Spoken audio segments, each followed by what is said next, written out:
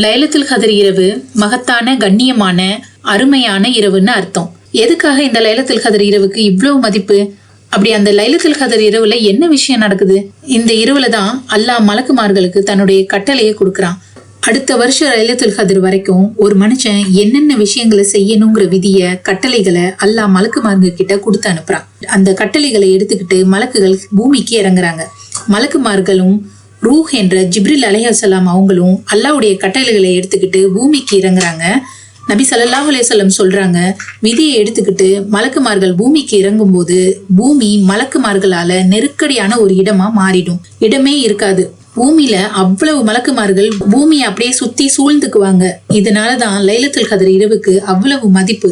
இந்த இரவு 1000 மாதங்களை விட சிறந்தது.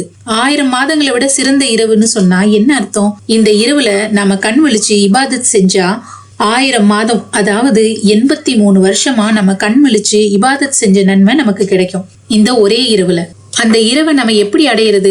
நபி ஸல்லல்லாஹு அலைஹி வஸல்லம் சொல்றாங்க, அந்த இரவை ரமலானுடைய கடைசி 10ல தேடுங்க. சில ஹதீஸ்ல ஒற்றைப்படை இரவுகள்ல தேடுங்கன்னு சொல்லப்படுது. ஒற்றைப்படைனா ஆட் நம்பர்ஸ் 21, 23, 25, 27, 29 இதுல தேடுங்கன்னு நபி சொல்றாங்க. லைலத்துல் கத்ர் இரவு செலக்டிவா ஒரே இரவுல தான் வருமா, அதாவது பிற 27ல மட்டும்தான் வருமான்னு கேட்டா இல்ல, அது மாறி மாறி வரும். சில அடையாளங்களை வச்சு சஹாபாக்கள் சொல்றாங்க, நபியுடைய வாழ்க்கையில வந்த லைலத்துல் கத்ர் இரவு ஒரு வருஷம் பிற 21லயும் இன்னொரு வருஷம் பிற 29லயும் இப்படி மாறி மாறி வந்திருக்குன்னு ஹதீஸ்கள்ல குறிப்பிடுறாங்க.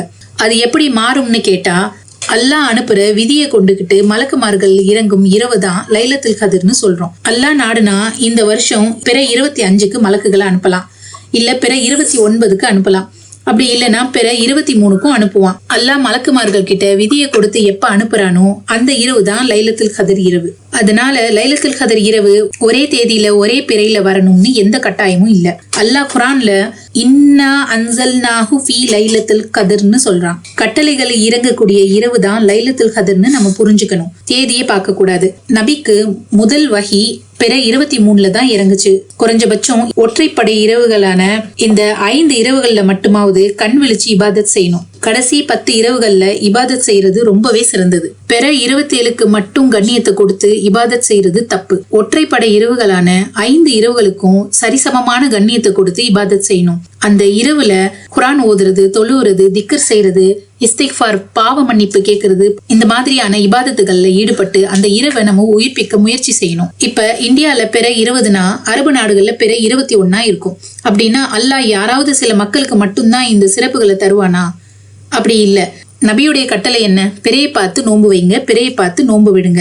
எந்த நாட்டு மக்களா இருந்தாலும் பிறையை பார்த்து நோன்பு வச்சதை கணக்கு பண்ணி ஒற்றைப்படைய முடிவு செஞ்சுக்கணும். அல்லாஹ் எல்லாருக்கும் கூலி தர போதுமானவன். நாம சர்ச்சைக்கு போகாம ஒற்றுமையா நபி சொன்னதை கடைபிடிக்கணும். இந்த இரவுல ஓத வேண்டிய துஆன்னு நபி ஸல்லல்லாஹு அலைஹி வஸல்லம் ஆயிஷா ரலியல்லாஹு அன்ஹாக்கு குறிப்பிட்டு சொன்னாங்க, அல்லாஹும்ம இன்னக அஃபூன் துஹிப்புல் அஃவா ஃபஅஃபு அன்னி. யா அல்லாஹ், நீ மன்னிப்பவன், மன்னிப்பை விரும்புகிறவன், எனவே என்னுடைய பாவங்களை மன்னிப்பாயாக.